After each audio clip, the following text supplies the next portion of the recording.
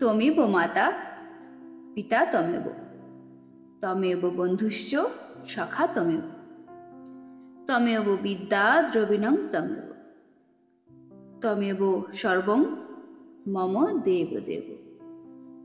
নমস্কার, আমি জুই চলে এসেছি আপনাদের জন্য আবার একটি নতুন ভিডিও নিয়ে।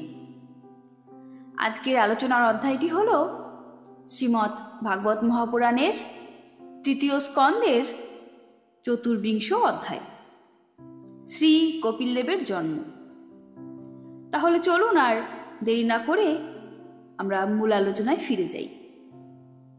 মৈত্রেয় ঋষি বললেন, মহর্ষি কর্দম উত্তম গুণ সমন্বিতা মনুকন্যা দেবহতীর এই রকম নির্বেদ বাক্য শুনে দয়ার্দ্র হলেন এবং ভগবান বিষ্ণুর কথা তার স্মরণে এলো। তিনি পত্নীকে বলতে লাগলেন। কর্দম মুনি বললেন, হে অনিন্দিতা রাজকন্যা, তুমি এরকম দুঃখ করো না। পরম পুরুষ ভগবান বিষ্ণু শীঘ্রই তোমার গর্ভে আবির্ভূত হবেন। প্রিয়ে, তুমি নানা প্রকার ব্রতধারিণী হয়ে রয়েছ, সুতরাং তোমার মঙ্গল হবে। এখন তুমি ইন্দ্রিয় সংযম, স্বধর্ম অনুষ্ঠান, তপস্যা, ধনরত্ন দান প্রভৃতি আচরণ করে শ্রদ্ধা সহকারে ভগবানের ভজনা করো। এইভাবে আরাধনা করলে শ্রীহরি তোমার গর্ভে অবতীর্ণ হয়ে আমার যশ বিস্তার করবেন এবং ব্রহ্মজ্ঞান উপদেশ করে তোমার হৃদয়স্থিত অহংকার রূপ বন্ধন ছেদন করবেন। মৈত্রেয় ঋষি বললেন, হে বিদুর, প্রজাপতি কর্দম ঋষির বাক্যে পূর্ণরূপে বিশ্বাস করে দেবহূতি নির্বিকার জগৎগুরু ভগবান পুরুষোত্তমের ভজনা করতে লাগলেন। এইভাবে বহুকাল অতীত হলে ভগবান মধুসূদন কাঠের মধ্যে আগুন যেমনভাবে প্রকাশিত হয়, সেইভাবে কর্দম ঋষির বীর্য আশ্রয় করে দেবহূতির গর্ভে পুত্ররূপে জন্মগ্রহণ করলেন। ভগবানের আবির্ভাবের সময়ে আকাশে গাঢ় মেঘ বাদ্য তালে গর্জন করে জলবর্ষণ করতে লাগলো, গন্ধর্বগণ গান করতে লাগলো এবং অপ্সরাগণ নৃত্য করতে লাগলো। আকাশ থেকে দেবতাদের দ্বারা দিব্য পুষ্প বর্ষিত হতে লাগলো। দিক সকল আনন্দে উজ্জ্বল হয়ে উঠল। জলাশয়ের জল নির্মল হয়ে গেল আর সকল জীব প্রসন্ন হল। এমন সময় সরস্বতী নদী পরিবেষ্টিত কর্দম মুনির আশ্রমে মরীচি প্রভৃতি মুনিদের সাথে শ্রী ব্রহ্মা এসে উপস্থিত হলেন। হে অরিন্দম বিদুর, স্বতঃসিদ্ধ জ্ঞান সম্পন্ন অজন্মা ব্রহ্মা বুঝতে পারলেন যে সাক্ষাৎ পরম ব্রহ্ম ভগবান বিষ্ণু সাংখ্যশাস্ত্র প্রচারের জন্য স্বীয় বিশুদ্ধ সত্যময় অংশে অবতীর্ণ হয়েছেন। অনন্তর ভগবানের অভিলষিত কর্মের অকপট চিত্তে অনুমোদন এবং প্রশংসা করে ব্রহ্মা প্রসন্ন চিত্তে কর্দমুনিকে এই কথা বললেন। ব্রহ্মা বললেন, হে প্রিয় কর্দম, তুমি মানদ। তুমি আমার প্রতি যথেষ্ট সম্মান প্রদর্শন করে আমার যে আদেশ পালন করলে, এতে প্রকৃতই আমার পূজার সমাদান হল। পিতার প্রতি পুত্রের সর্ব থেকে শ্রেষ্ঠ সেবা হল শ্রদ্ধার সাথে পিতার আদেশ পালন করা। হে বৎস, তুমি মার্জিত। তোমার এই সুন্দরী কন্যাগণ বংশবিস্তারের দ্বারা এই সৃষ্টিকে নানা প্রকারে বর্ধিত করবে।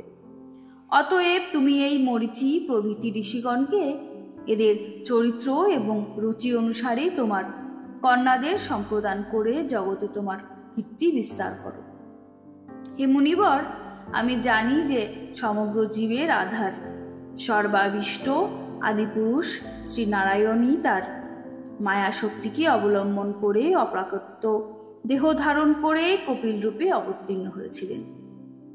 হে মনুকন্যা, স্বর্ণবর্ণ কেশ, পদ্ম পলাশলোচন, পদ্মচিত্তে চিহ্নিত চরণ, শিশুরূপে কৈটব দৈত্যাদির হননকারী ভগবান শ্রীহরি জ্ঞান বিজ্ঞান উপদেশের দ্বারা জীবগণের কর্মের মূলভূত বাসনা সকল উৎপাটন করার অভিলাষ নিয়ে তোমার গর্ভে প্রবেশ করেছেন। ইনি সকল প্রকার অজ্ঞান রূপ বন্ধন ছেদন করে পৃথিবীতে স্বচ্ছন্দে বিচরণ করবেন। ইনি সিদ্ধগণের অধীশ্বর এবং সাংখ্যাচার্যগণ কর্তৃক সুপূজিত হবেন।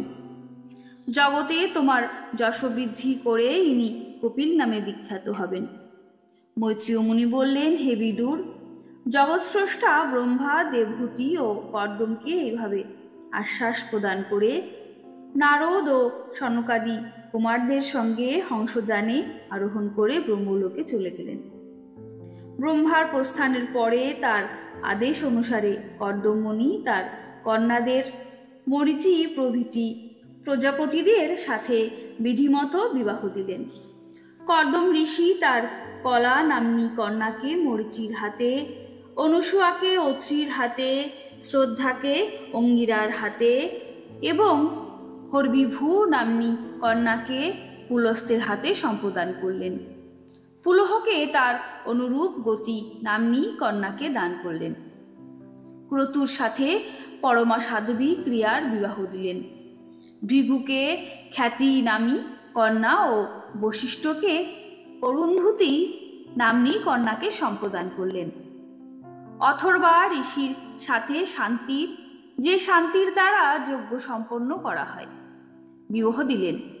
এইভাবে সব বিবাহ সম্পন্ন হওয়ার পর কর্দম মুনি সেই সব সস্ত্রী ঋষিদের নানাবিধ রত্ন ও উপহার প্রদানাদির দ্বারা পরিতোষ সাধন করলেন। হে বিদুর, এই সব বিবাহের পর সেই সব ঋষি জামাতাগণ কর্দম মুনির অনুমতি নিয়ে বিদায় গ্রহণ করে আনন্দিত চিত্তে নিজ নিজ আশ্রমে প্রস্থান করলেন। এদিকে সাক্ষাৎ দেবদেবী শ্রীহরি তার গৃহে অবতীর্ণ হয়েছেন বুঝতে পেরে কর্দম ঋষি একান্তে তাকে প্রণাম করে বলতে লাগলেন, আহা, এই সংসারে নিজ নিজ পাপকর্মের ফলে দুঃখগ্রস্ত জীবগণের প্রতি দেবতাগণ দীর্ঘ আরাধনার পর প্রসন্ন হন, কিন্তু যোগীগণ জন্ম জন্মান্তর যাবৎ সাধনা করে সিদ্ধ হয়ে সমাহিত চিত্তে যার শ্রীচরণ দর্শন করে প্রযত্ন করেন, নিজ ভক্তগণের রক্ষাকারী সেই শ্রীহরি আমার মতো হীন বিষয়াসক্ত ব্যক্তির দীনতার কোনো রকম বিচার না করে আজ আমার ঘরে অবতীর্ণ হয়েছেন। প্রভু, তুমি ভক্তদের সম্মান বৃদ্ধি করে থাকো। তুমি নিজ সত্য পালনের জন্য এবং সাংখ্যযোগ প্রচার করার জন্যই আমার ঘরে এসেছ। হে ভগবান, তুমি প্রাকত্য রূপে ঊর্ধ্বে। তোমার যেসব চতুর্ভুজাদি অলৌকিক রূপ, এসব তোমারই যোগ্য, তথা যেসব মনুষ্য সদৃশ্য রূপ তোমার ভক্তগণের ভালো লাগে, তাও তোমার রুচিকর মনে হয়। সাধকগণ তত্ত্বজ্ঞান লাভের ইচ্ছায় সর্বদাই তোমার পাদপীঠ বর্ণনা করেন। ঐশ্বর্য, বৈরাগ্য, যশ, জ্ঞান, বীর্য ও শ্রী, এই ষড়ৈশ্বর্যে তুমি পরিপূর্ণ। আমি তোমার শরণ গ্রহণ করলাম। হে ভগবান, তুমি পরব্রহ্ম, সর্বশক্তি তোমার অধীন। প্রকৃতি, পুরুষ, মহত্তত্ত্ব, কাল, ত্রিবিধ, অহংকার, সমস্ত লোক এবং লোকপাল রূপে তুমি প্রকটিত। সর্বজ্ঞ পরমাত্মা তুমি এই বিশ্ব প্রপঞ্চকে চৈতন্য শক্তির দ্বারা নিজের মধ্যে লীন করে রাখো। সুতরাং এইসব কিছুর ওপরেই তুমি আছো। আমি কপিলরূপী ভগবানের আশ্রয় নিলাম। হে প্রভু, তোমার কৃপায় আমি ঋণত্রয় থেকে মুক্ত এবং পূর্ণ মনোরথ হয়েছি। আমি এবারে সন্ন্যাশ্রম গ্রহণ করে তোমার চিন্তা করতে করতে সমস্ত দৈন্য থেকে মুক্ত হয়ে ভূমণ্ডলে বিচরণ করব। তুমি সকলের অধিপতি, তোমার কাছে আমি এই অনুমতি প্রার্থনা করছি। শ্রী ভগবান বললেন, হে মুনিবর, বৈদিক ও লৌকিক সমস্ত প্রকার কর্মে আমার বাক্যই প্রামাণ্য।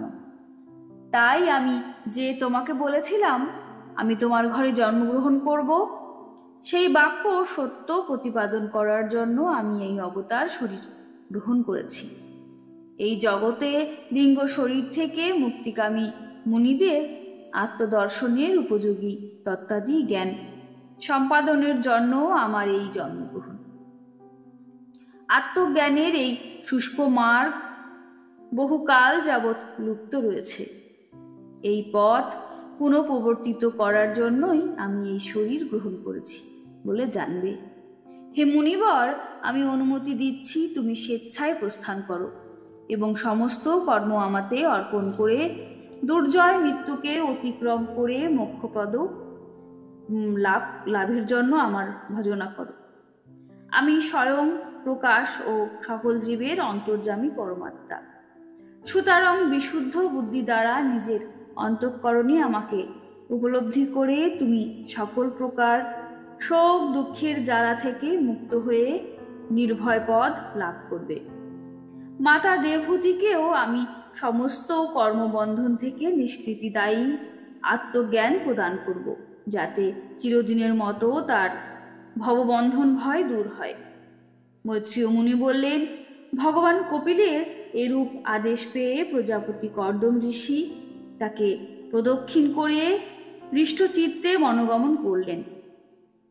মুনি জনচিত অহিংসাময় সন্ন্যাশ্রম মচিত ধর্ম পালন করে একমাত্র পরমাত্মার শরণ গ্রহণ করে অগ্নি এবং আশ্রম মচিত নির্দিষ্ট বাসস্থান ত্যাগ করে নিঃসঙ্গভাবে পৃথিবী পর্যটন করতে লাগলেন। কার্যকারণাতীত গুণত্রয় প্রকাশক এবং নির্গুণ শুধুমাত্র ঐকান্তিক ভক্তির দ্বারা যার দর্শন পাওয়া যায়, সেই পরম ব্রহ্মে তিনি তার চিত্ত সমাহিত করলেন।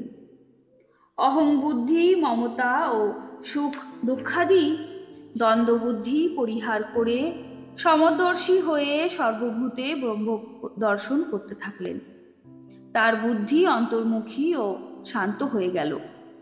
তরঙ্গহীন শান্ত সমুদ্রের মতো ধীর ভাব প্রাপ্ত হলেন। পরম ভক্তিভাবের দ্বারা সর্ব অন্তর্যামী সর্বজ্ঞ ভগবান বাসুদেবের চিত্ত স্থির হয়ে যাওয়াতে তিনি সমস্ত বন্ধন থেকে মুক্ত হয়ে গেলেন। সর্বভূতে নিজ আত্মা শ্রী ভগবানকে এবং ভগবানের মধ্যে সর্বভূতকে দর্শন করতে লাগলেন। এইভাবে ইচ্ছাদেশ রহিত সর্বত্র সমদর্শী হয়ে ভক্তিযোগের সাধন দ্বারা কর্দম মুনি ভগবানের পরমপদ প্রাপ্ত করলেন।